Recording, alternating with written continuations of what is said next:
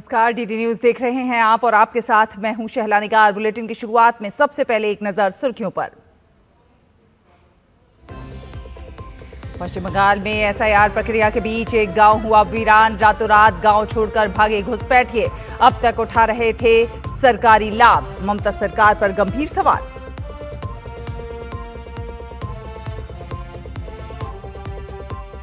मध्य प्रदेश के बालाघाट में नक्सल इतिहास का सबसे बड़ा सरेंडर। हार्डकोर नक्सली कबीर समेत करीब 3 करोड़ के रुपए के इनामी 10 नक्सलियों ने किया आत्मसमर्पण।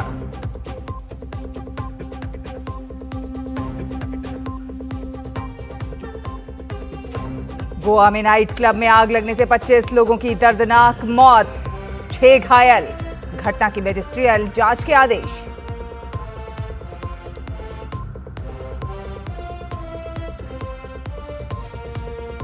प्रधानमंत्री नरेंद्र मोदी ने गोवा के सीएम को फोन कर ली घटना की जानकारी। पीएम राष्ट्रीय राहत कोष से पीड़ितों को अनुग्रह राशि की घोषणा।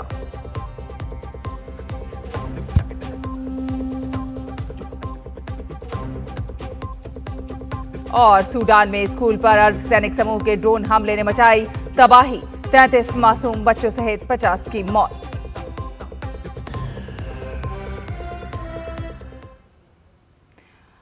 तो पश्चिम बंगाल में जारी एसआईआर प्रक्रिया के बीच मध्यम ग्राम माथापारा से गांव जो है वो पूरी तरह से अब वीरान हो गया है। मध्यम ग्राम नगर पालिका का 3 नंबर वार्ड सुनसान है। यहां पर सैकड़ों परिवार रहा करते थे, लेकिन सभी परिवार रातों रात यहां से गायब हो गए हैं। स्थानीय लोगों का कहना है कि यहां बांग्लादेश से आए लोग रह रहे थे, जो पश्चिम बंगाल सरकार की लक्ष्मी भंडार योजना का लाभ उठा रहे थे। इस योजना में सामान्य वर्ग की गरीब महिलाओं को हर महीने 1000 रुपए, जबकि SC/ST वर्ग की महिलाओं को हर महीने 1200 रुपए दिए जा रहे थे। रातों रात वीरान हुआ ये इलाका पश्चिम बंगाल के उत्तर 24 परगना जिले में है। तो रातों रात वीरान हुआ पश्चिम बंगाल का एक गांव। एसआईआर के बीच लापता हो गए हैं सैकड़ों लोग। पश्चिम बंगाल में एसआईआर पर गड़बड़ी को लेकर भाजपा नेता दिलीप घोष ने ममता सरकार पर हमला बोला है। उन्होंने कहा है कि एसआईआर पर अगर जांच ठीक से नहीं होगी तो लगभग 1 करोड़ फर्जी नाम मतदाता सूची में आ जाएंगे और इसलिए सही तरीके से जांच होनी जरूरी है।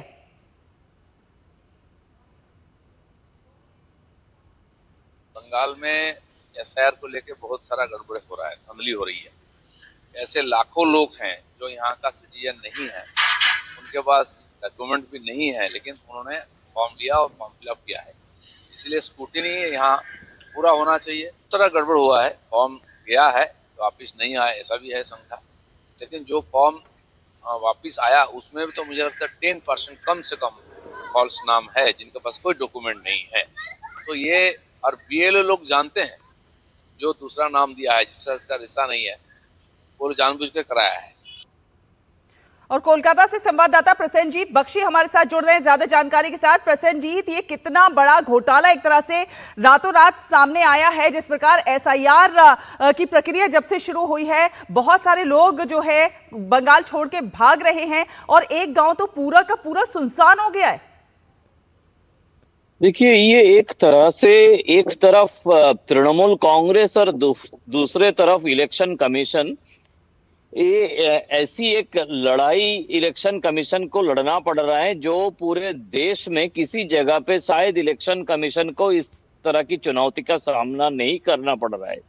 एक तो ये गांव खाली का जो कहानी है यही आपको मैं बता रहा हूं, लेकिन उसके पहले ये बता दूं कि दक्षिण 24 परगना जो अभिषेक बनर्जी का राजपाट बताया जाता है, वो दक्षिण 24 परगना में बारुईपुर बोल के एक जगह है जहां पे एक BLO को सस्पेंड कर दिया गया।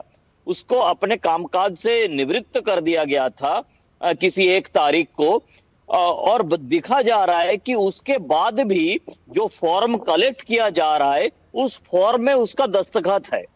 अब इलेक्शन कमीशन का सवाल है कि मतलब ये घोटाला कितना दूर तक है, ये घोटाला कितना गहरा तक है कि इलेक्शन कमीशन भी मतलब वो इतना घबरा गए हैं कि बंगाल में इस तरह की चुनौती का सामना करना पड़ेगा कि ये जो बीएलओ जो तृणमूल का यानी ब्लॉक कि प्रेसिडेंट हुआ प्रसेनजीत ये कह करता सकते था, हैं कि बीएलओस के बहुत सारे बीएलओस के साथ टीएमसी की जो है साठगांठ है, और ऐसे में अगर उनका निलंबन हो जाता है तो भी वो उनको काम पर उसके इसलिए बाद भी लगाए वो हुए कि काम उनके कर रहा हिसाब है। से ये काम जो चलता गांव रहे। है, हाँ, ये एक इंफॉर्मेशन देकर आपको मैं ये शुरू करना चाहता था कि यहाँ पे तृणमूल कांग्रेस की जो जो घोटाला है, उस घोटाला को पकड़ने के लिए सिर्फ एक इलेक्शन कमीशन शायद काफी नहीं है, उसके लिए सारे समाज को उतारना पड़ेगा, सारे सब कुछ एजेंसियों को उतारना पड़ेगा। ये तृणमूल कांग्रेस ऐसे उसका जो जड़ इतना नीचे तक घुसा हुआ है। और ये जो गांव है, इस गांव में जितने सारे परिवार था, परिवार में जितने सारे लोग थे, उनको सारे के सारे कागजात मिला हुआ था तृणमूल कांग्रेस की तरफ से।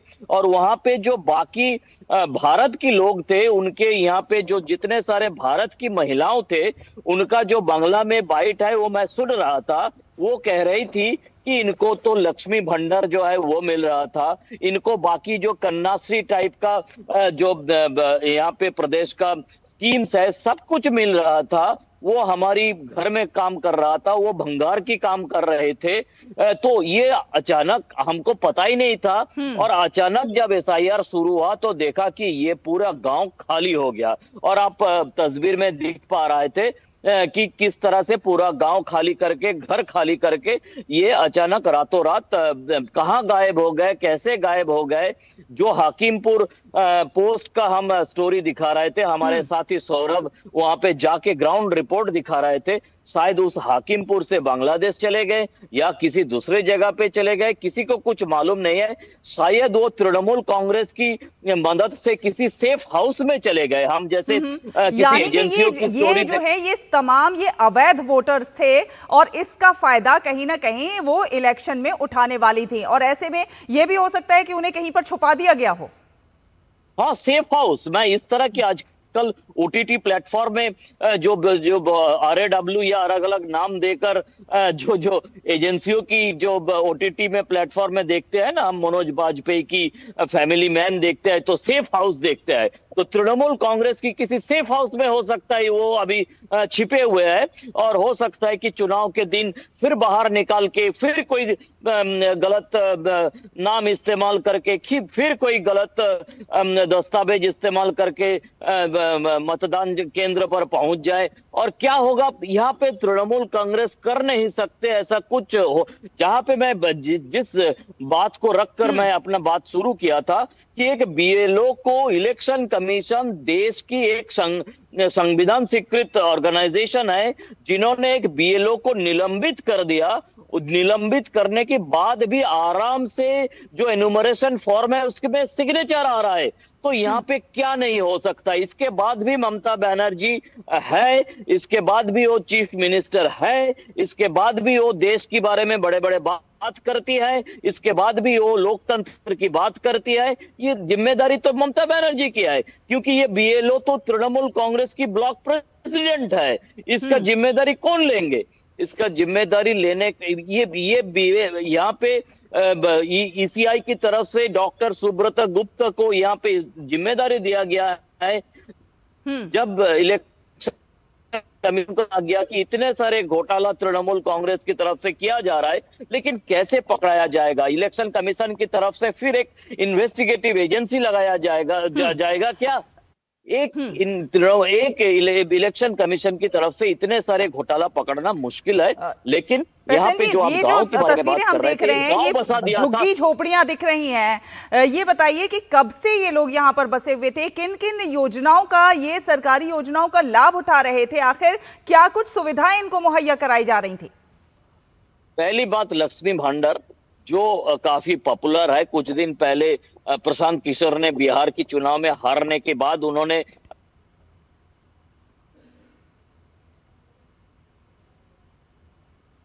लक्ष्मी भंडार जो पॉपुलर स्कीम उन्होंने बंगाल में चालू किया था, इसी के कारण ममता बनर्जी पिछले विधानसभा और लोकसभा चुनाव में जीत गए थे। और ये लक्ष्मी भंडार में जो महिलाओं को पैसा दिया था ये पैसा, और इसी स्कीम ये गांव में महिलाओं को दिया जाता था। फिर जो विडोज है, इस विडोज को जो भाता जी। दिया जाता था, ये विडोज भाता ये भी यहाँ पे गांव में महिलाओं को दिया जाता था। फिर यहाँ पे जो जो जो जिन लोगों को नौकरी नहीं, अनएम्प्लॉयड यूथ को जो भाता है, उस भाता भी यहाँ पे दिया जाता था। तो इस तरह से जितने सरकारी स्कीम है, हम और आप जैसे जो टैक्स पेयर है, उनकी पैसा से जितने सारे स्कीम इन लोगों को दिया जा सकता था, सबको दिया जाता था, क्योंकि इनके पास आधार कार्ड बन गया था। और आधार कार्ड से लिंक करके हमारी प्राइम मिनिस्टर की जो जनधन योजना की स्कीम है, जनधन योजना की स्कीम के तहत इन लोगों को जो बैंक अकाउंट बनाया गया था, उस बैंक अकाउंट और आधार कार्ड को लिंक करके जितना सरकारी स्कीम हो सकता था, इतना सरकारी स्कीम का सारे के सारे फायदा ये बांग्लादेशियों को दिया जाता था। और साथ ही साथ ये लोग जो चुनाव में तृणमूल कांग्रेस को वोट देते थे, क्योंकि इन लोगों का वोटर कार्ड भी बनाया गया था और इन लोगों को वोटर लिस्ट में इनका नाम भी बनाया गया था। इस गांव की इस जगह का तो कोई एड्रेस नहीं हो सकता था, क्योंकि एक टेम्पोररी झुग्गी झोपड़ी बनाया गया था। लेकिन इस गांव की किसी नाम देकर, किसी एड्रेस बनाकर यहाँ पे इन लोगों का वोटर कार्ड बना के, आधार कार्ड बना के सब वोटर लिस्ट में नाम उठाया गया था। लेकिन एसआईआर जिस तरीके से बनाया जा रहा था, एसआईआर में जो जो पेपर्स देने के लिए बताया गया था, इसीलिए ना बार बार ये जो तृणमूल कांग्रेस और बाकी जो जोगेंद्र यादव और बाकी लोग आधार कार्ड के ऊपर दबाव डालने की कोशिश, क्योंकि आधार कार्ड जिस तरह से बनाया गया था, आधार कार्ड अगर किसी ना किसी तरह से एक इंडिपेंडेंट डॉक्यूमेंट बन जाए, तो ये सारे जो गलत लोग हैं, ये सारे जो बांग्लादेशी है, ये सारे जो जोगेंद्र यादव की बिजनेस पार्टनर है, जो लोगों की आधार कार्ड अगर एक बार किसी न किसी तरह से सुप्रीम कोर्ट ने मान लेते या इलेक्शन कमीशन ने मान लेते, तो सिर्फ आधार कार्ड को इस्तेमाल करते हुए ये सारे रोहिंग्या से लेकर वोटर बन जाते। बिल्कुल, और इसीलिए जो 2002 और इन लोगों का आधार कार्ड के ऊपर इतना फोकस था, इतना दबाव था। बिल्कुल, और इसीलिए जो चुनाव आयोग ने 2002 और 2003 के वोटर लिस्ट में किसी एक रिश्तेदार का नाम कंपलसरी होने की बात कही है, वो इसीलिए है कि अगर आप इस देश के वासी हैं, इन लोगों का इतने सारे रोना धोना है कि आधार कार्ड क्यों है, आधार कार्ड क्यों नहीं है, आधार कार्ड क्यों नहीं है। क्योंकि अगर आप इस देश के वासी हैं तो कोई ना कोई रिश्तेदार तो उस वोटर लिस्ट में होगा। दादा दादी, ये बंगाल में ही हुआ है, ये बंगाल में ही हुआ है। कई सारे हजारों बूथ है, जिस बूथ में एक भी रिश्तेदार का नाम 2002 में नहीं है, एक भी रिश्तेदार का नाम 2002 में नहीं है। ऐसा कई हजारों बूथ है, कोई भी 2002 से 2025 तक मरे नहीं है। ऐसा बूथ अभिषेक बनर्जी, जिनका डायमंड हार्बर मॉडल पूरे विश्व में, जैसे लोग कहते हैं कि पूरे विश्व में डायमंड हार्बर मॉडल एक ऐसे सोने का मॉडल है कि वो मॉडल पूरे दुनिया में चलाना चाहिए। वहां पे ऐसे 2000 बूथ हुआ करता था, ये पोलिंग स्टेशन हुआ करता था, जहां पे 2002 से 2025 तक कोई मरे नहीं है, जहां पे 2002 से 2 की वोटर लिस्ट में किसी का नाम नहीं है। जी चलिए, बहुत बहुत धन्यवाद। जोगेंद्र यादव टाइप का लोगों की मॉडल है, जोगेंद्र यादव। बहुत धन्यवाद प्रसन्नजीत, ये तमाम अपडेट हमारे दर्शकों से साझा करने के लिए। तो हम आपको बता दें, एसआईआर के बीच पश्चिम बंगाल के एक पूरे गांव से सभी लोग जो है लापता हो गए, पूरा गांव खाली हो गया है, वीरान हो गया है। आगे बढ़ेंगे और अगली खबर का रुख करेंगे। मध्य प्रदेश के बालाघाट जिले में सुरक्षा बलों को एक बड़ी कामयाबी हासिल हुई है। मध्य प्रदेश, महाराष्ट्र, छत्तीसगढ़ जोन के कान्हा भोरम देव डिवीजन के 10 सशस्त्र नक्सलियों ने कल देर रात पुलिस के सामने आत्मसमर्पण कर दिया। पिछले 10 वर्ष से सक्रिय ये डिवीजन बालाघाट, मंडला, छत्तीसगढ़ के कबीरधाम जिले और कान्हा नेशनल पार्क के जंगलों में नक्सल गतिविधियों में सक्रिय था। सूत्रों के अनुसार हॉक फोर्स और इंटेलिजेंस विंग के अथक प्रयासों के बाद इन नक्सलियों ने बालाघाट के आईजी संजय सिंह के समक्ष आत्मसमर्पण किया। इन पर कुल मिलाकर करीब 3 करोड़ रुपए का इनाम घोषित था। सरेंडर के साथ ही मध्य प्रदेश में एमएमसी जोन का केबी डिवीजन पूरी तरह से अब समाप्त माना जा रहा है। तो बालाघाट में इतिहास की सबसे बड़ी घटना, 10 सशस्त्र नक्सलियों ने कल देर रात पुलिस के सामने आत्मसमर्पण कर दिया है। एक छोटा सा ब्रेक के उस पर खबरों का सफर जारी रहेगा। देखते रहिए डीटी न्यूज। जल्दी करो यार, प्लीज जल्दी। दूसरा कोई मैच है क्या? ऐसा ही कुछ है यार, बैंक जाना है दादाजी को लेके। हाँ यार, उम्र होने पर कभी कभी मदद तो लगती है, पर बैंकिंग में नहीं। वैसे भी आरबीआई कहता है सीनियर सिटीजन सबसे पहले। अगर आप 70 साल से ऊपर हैं और आप बैंक नहीं जा सकते तो बैंक आएगा आपके पास जरूरी सेवाएं लेकर, वो भी वाजिब दरों पर। सीनियर सबसे पहले। आरबीआई कहता है जानकार बनिए, सतर्क रहिए। मेरी पसंद, मेरी पसंद, मेरी पसंद, मेरी पसंद, हमारी पसंद, हम सबकी पसंद। मजबूत देश का मजबूत सरिया हो गया स्टील। ब्रेक के बाद स्वागत है आपका। आप देख रहे हैं डीटी न्यूज। आपको बता दें, दिल्ली से इंडिगो की आज भी कई फ्लाइटें रद्द हुई हैं। इंडिगो की दिल्ली से नागपुर, दिल्ली से जम्मू, दिल्ली से आइजॉल और दिल्ली से अमृतसर की उड़ानें रद्द कर दी गई हैं। तो वहीं कई दिनों से इंडिगो की परिचालन दिक्कतों से यात्रियों को परेशानियां हो रही थी, उन पर अब एयरलाइन कंपनी ने अपना बयान जारी किया है। इंडिगो ने अपने बयान में कहा है कि हमने कल 113 डेस्टिनेशंस को कनेक्ट करते हुए 700 से ज्यादा फ्लाइट्स ऑपरेट की, जबकि कई फ्लाइट्स कैंसिल भी कर दी गई थी।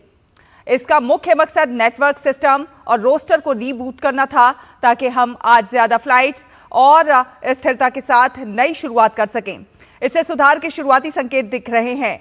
आज हम दिन के आखिर तक 1500 से ज्यादा फ्लाइट्स ऑपरेट करने की राह पर हैं। डेस्टिनेशंस की अगर बात की जाए तो 95% से ज्यादा नेटवर्क कनेक्टिविटी पहले ही फिर से शुरू हो गई है, क्योंकि हम परिचालन में मौजूद है 138 डेस्टिनेशंस में से 135 पर उड़ानों का परिचालन कर पा रहे हैं। हालांकि हम समझते हैं कि हमें अभी लंबा रास्ता तय करना है, लेकिन हम अपने ग्राहकों का भरोसा फिर से जीतने के लिए प्रतिबद्ध हैं। हम अपने सभी पार्टनर्स और सरकारी एजेंसियों को उनके लगातार सपोर्ट और गाइडेंस के लिए धन्यवाद देना चाहते हैं। सबसे बढ़कर हम इन मुश्किल समय में धैर्य और सहयोग बनाए रखने के लिए अपने कस्टमर्स और स्टाफ का तहे दिल से शुक्रिया अदा करना चाहते हैं। साथ साथ एक बार फिर माफी मांगते हैं।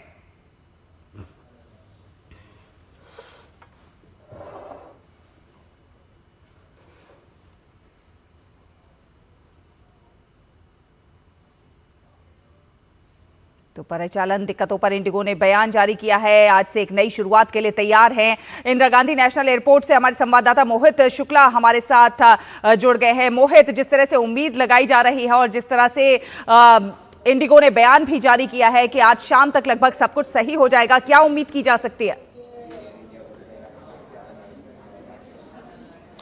देखिए शैला, सबसे पहले आपको बताना चाहूंगा कि टर्मिनल 1 पर जहां मेरी मौजूदगी है, अब यहां पर धीरे धीरे चीजें नॉर्मलाइज हो रही हैं। और आप मेरे पीछे भी मैं आपको एक तस्वीर दिखा रहा हूं। ये तस्वीर आपको यहां पर इंडिगो के टिकट काउंटर की दिख रही है। यहां पर लोगों की भीड़ है। अपने कैमरा सहयोगी से कहूंगा कि एक बार वो थोड़े से आगे बढ़ते हुए हैं, और मोंटी थोड़ा सा आप आगे बढ़िए और दिखाइए। यहाँ पर जो कल तक तस्वीर थी, जो ये हॉल खचाखच भरा था, वो अब धीरे धीरे लोगों को सहूलियत मिल रही है। और आप देखिए, लोगों को आप तस्वीरों में देख सकते हैं। इंडिगो के टिकट काउंटर पर कुछ लोग अपनी फ्लाइट रिशेड्यूल कराने के लिए पहुंचे हैं, कुछ लोग अपने रिफंड को प्रोसेस करने के लिए पहुंचे हैं। और दूसरी तरफ एक तस्वीर मैं आपको और दिखा देता हूं। यहां पर देखिए, लोग अपने सामान के साथ बैठे हुए हैं, इंतजार कर रहे हैं। जिन लोगों को अल्टरनेट ऑप्शंस दिए गए हैं, यानी कि जिनकी कल की फ्लाइट थी रद्द हुई, इनको आज शाम की या कल सुबह की फ्लाइट दी है, ऐसे लोग भी यहां पर मौजूद हैं। अभी भी यहां पर चीजों को नॉर्मलाइज किया जा रहा है, लेकिन जितने बेहतर तरीके से होना चाहिए, जैसा होना चाहिए, वो अभी नहीं हो पा रहा है। और इसकी शुरुआत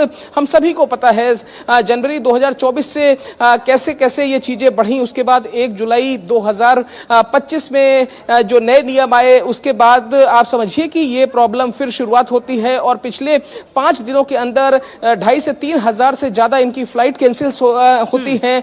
तो उसके बाद ये सारी दिक्कत मुश्किलात यहाँ पर लोगों को एयरपोर्ट पर होती है। अब आप समझिए, यहाँ पर मेरे साथ कुछ और परिवार हैं, कुछ फैमिली हैं, उनकी भी कुछ इश्यूज थे, और वो उन्होंने लगातार हमसे इस चीज का जिक्र किया। और शायद एक चीज आपको मैं और बता दूं कि जब से डीसीए ने सख्ती दिखाई है, जब से केंद्र सरकार ने सख्ती दिखाई है, जब सिविल एविएशन मंत्रालय ने सख्ती दिखाई है, तब से कहीं ना कहीं इंडिगो के सुर कुछ नरम पड़े हैं। मैं आपसे जानना चाहूंगा, अभी क्या दिक्कत हो रही है? आप कहां से आए हैं? आपकी फ्लाइट कहां की थी और आपने उसको रिशेड्यूल कराया है? भी क्या है? हम लोग बंगलौर जाना था और हमारा टिकट जो है 5th का था। अभी जो 8th का मिला हुआ है वो भी चेन्नई का है, उसमें कोई रीशेड्यूलिंग नहीं है, दोबारा से नहीं हो रहा है। और न्यूज में जैसा आता है कि ठीक है भाई गवर्नमेंट डिसीजन ले रही है, इम्प्रूवमेंट, भीड़ भी कम दिख रहा है, लेकिन पब्लिक को अभी भी टिकट तो नहीं मिल रहे हैं। नहीं, सरकार ने जो इनिशिएटिव लिए वो आपको लग रहा है कि सरकार अपनी तरफ से ले रही है, केंद्र सरकार अपनी तरफ से ले रही है? बात कर रहे हैं, लेकिन 5th में जब हम यहाँ पे आए थे तब तो इतना बुरा हाल था कि जो भी सबको की तरफ से दिक्कत आपको हो रही है। मोहित, कहीं ना कहीं वो सेंटिमेंटल भी हो गए हैं और जाहिर सी बात है जब कोई सफर पर निकलता है तो बहुत सारे जरूरी रीजंस भी होते हैं जिनके तहत वो अपनी यात्रा तय करना चाहता है, और जब उसकी यात्रा में व्यवधान पड़ता है तो जाहिर सी बात है वो भावुक भी हो जाते हैं, और ऐसी तमाम तस्वीरें हमें देखने को मिलेंगी। लेकिन इसके पीछे का जो कारण है, क्या कारण है कि इंडिगो इस क्राइसिस को होने से रोक नहीं पाया? देखिए शैला, साफ तौर पर आपको बताना चाहूंगा कि जब 1 जुलाई 2025 से एफडीटीएल के नए नियम लागू होते हैं तो उसके बाद साफ साफ तौर पर यह कहा गया था कि आपके पास अगर क्रू मेंबर्स की या फिर दूसरे टेक्निकल स्टाफ की, ग्राउंड स्टाफ की या फिर आपके पास पायलट्स की कमी है तो आप उसको पूरा कीजिए, आपके पास पर्याप्त समय था। दूसरी जो और एयरलाइंस हैं उन्होंने इस कमी को पूरा किया, लेकिन क्या ऐसा हुआ कि आप इंडिगो ने उस चीज को पूरा नहीं कर पाया? अब आप एक बात समझिए कि 5456 ट्रेंड पायलट इस समय है, 41,000 से ज्यादा स्थायी कर्मचारी इंडिगो के पास में है। इसके अलावा आप समझिए कि 2300 से ज्यादा वो नेशनल और इंटरनेशनल उड़ानों का संचालन करती है, और उससे भी ज्यादा बड़ी बात यह है कि हिंदुस्तान की एयरलाइन सेक्टर में 60% से ज्यादा अगर किसी का दबदबा है, हिस्सेदारी है तो वो इंडिगो की है। यही वजह है। और सुबह अगर अर्ली मॉर्निंग की बात करें या लेट नाइट तक की बात करें तो इंडिगो की जो फ्लाइट्स थी वो हमेशा से लोगों के लिए पहली पसंद बनी रही, लेकिन यही वजह है कि जब इतनी बड़ी क्राइसिस आती है इंडिगो ने उस चीज में कहीं ना कहीं लापरवाही दिखाई है, जिसका खामियाजा आम जनता को भुगतना पड़ रहा है। लेकिन यहां पर जो लोग हैं वो ये कह रहे हैं कि केंद्र सरकार के दखल के बाद उनके कहीं ना कहीं जिस तरीके से मंत्रालय ने एक्शन लिया है, जिस तरीके से आपने देख रहे हैं कि डीजीसीए ने letter show cause notice issue करा है, 24 घंटे के अंदर जवाब देना पड़ेगा, तो आप समझिए कि कहीं ना कहीं केंद्र सरकार की तरफ से कदम लगातार उठाए जा रहे हैं। उसको लेकर लोग यहां पर थोड़ा सा खुश भी नजर आ रहे हैं कि लेकिन यही इसके आधा भी अगर काम अगर इंडिगो अपने स्तर पर कर लेता तो शायद लोगों को यह परेशानी नहीं होती, ये मुश्किलात नहीं होते, ये दिक्कतें नहीं होती जो पिछले 4-5 दिनों में हमने टर्मिनल 1, टर्मिनल 3, गोवा, गुजरात, महाराष्ट्र, लखनऊ, लद्दाख, दिल्ली, बेंगलोर, चेन्नई, हर जगह के एयरपोर्ट्स पर जो हमने तस्वीरें देखी है, शायद ऐसी तस्वीर देखने के लिए नहीं मिलती।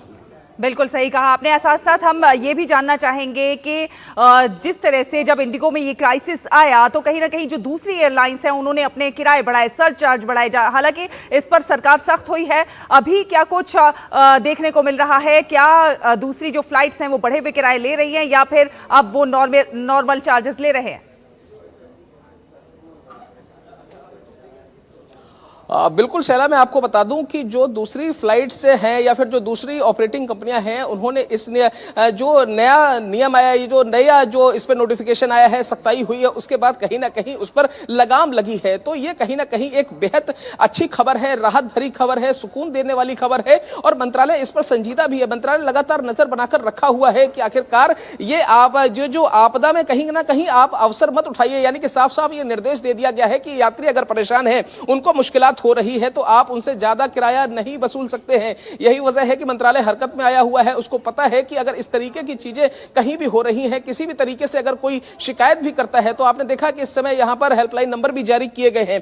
तो मेरी कुछ लोगों से बात हुई, उन्होंने कहा कि हमारी फ्लाइट रीशेड्यूल कर दी गई है, लेकिन अगर वही फ्लाइट जो हमारी आज हमें चाहिए थी, अगर वो एक दिन बाद की भी मिल जाती तो भी बहुत बेहतर होता। तो लोगों को कहीं ना कहीं परेशानी हो रही है। और दूसरी रीशेड्यूलिंग की जहां तक बात है, वो कह रहे हैं कि उन्होंने दोबारा से रीशेड्यूल करने के लिए कुछ जगहों पर मना किया है, ऐसी भी शिकायत आ रही है। लेकिन मंत्रालय की हर चीज पर नजर है, बारीकी से नजर बनाकर रखा हुआ है। और यही वजह है कि बताइए मोहित, जो है जिन लोगों को मुआवजा, जिनके टिकट रद्द हुए हैं, उनको मुआवजा मिलने की प्रक्रिया, उसका समाधान कितने समय में हो जाएगा? बिल्कुल, बहुत वाजिब सवाल है। मैं आपको बताऊं कि जो मेरे पीछे आप इंडिगो का इस समय काउंटर देख रही हैं, वहां पर कुछ लोगों ने अपने टिकट कैंसिल कराए हैं, कुछ लोगों ने रिशेड्यूल्ड कराए हैं, तो बिना किसी कटौती के उनको पूरा रिफंड दिया जा रहा है। जैसी मेरी एक यात्री से बात हुई, उन्होंने कहा कि इसके लिए हम बहुत शुक्रगुजार हैं कि सरकार के दखल के बाद अब इंडिगो जागी है और कहीं ना कहीं लोगों को पूरा रिफंड दिया जा रहा है। और कोशिश यही है, वो उनसे ये प्रॉमिस किया गया है कि अगले 2 से 3 दिन के अंदर आपके अकाउंट में आपका पूरा रिफंड आ जाएगा। हालांकि कुछ जो फ्लाइट ऑपरेशंस है उसमें कहीं ना कहीं कुछ जगहों पर दिक्कत आ रही है। लोगों को जहां जाना है उनके गंतव्य स्थान की फ्लाइट नहीं मिल पा रही है। जो दंपति मेरे साथ आप देख रहे हैं, उनको यहां से कर्नाटक जाना था, वो सुबह की फ्लाइट से आए थे और शाम की फ्लाइट में यहां पर एक किसी कन्वेंशन में उनको जाना था, उनको अटेंड करके वापस जाना था, लेकिन वो 3 दिन से यहां पर फंसे हुए थे। तो ऐसी मुश्किलात उनको हुई है, लेकिन अब वो थोड़ा सा राहत भरी ये उनके लिए खबर है। उनकी फ्लाइट भी रिशेड्यूल्ड हुई है और अब कोशिश है कि ऐसे तमाम दूसरे लोग हैं, उनको यहां पर अगर समय रहते फ्लाइट मिल जाएगी तो वो अपने अपने गंतव्य स्थान पर, अपने अपने डेस्टिनेशन पर, अपने अपने लोगों के साथ जा सकेंगे। क्योंकि आप समझिए, दिल्ली के अंदर कोई बेंगलोर से आया है, कोई चेन्नई से आया है, कोई देश के तमाम गुजरात से आया है, अलग अलग जगहों से, अलग अलग हिस्सों से यहां पर आया हुआ है। इस बीच में आपने देखा कि इंडिगो की तरफ से एक बयान भी जारी कर दिया गया है। उन्होंने कहा कि 95% से ज्यादा हमने चीजों को नॉर्मलाइज किया गया है। तो ऐसी तमाम ऐसी चीजें हैं, लेकिन आप समझिए कि जिस तरीके से दिक्कत हो रही है, मुश्किलात हो रही है, अभी ये कहा जा सकता है कि ग्राउंड पर सब कुछ ऑल इज वेल होने में थोड़ा सा समय जरूर लगेगा। बिल्कुल, ऑल इज वेल होने में थोड़ा सा समय जरूर लगेगा। आप अपनी नजर बनाए रखिए, आगे भी आपसे संपर्क करेंगे ज्यादा जानकारी हासिल करने के लिए। फिलहाल बहुत धन्यवाद ये तमाम अपडेट हमारे दर्शकों से साझा करने के लिए। इसी के साथ इस बुलेटिन में फिलहाल इतना ही। डीडी न्यूज पर खबरों का सफर लगातार जारी रहेगा। आप देखते रहिए डीडी न्यूज। नमस्कार।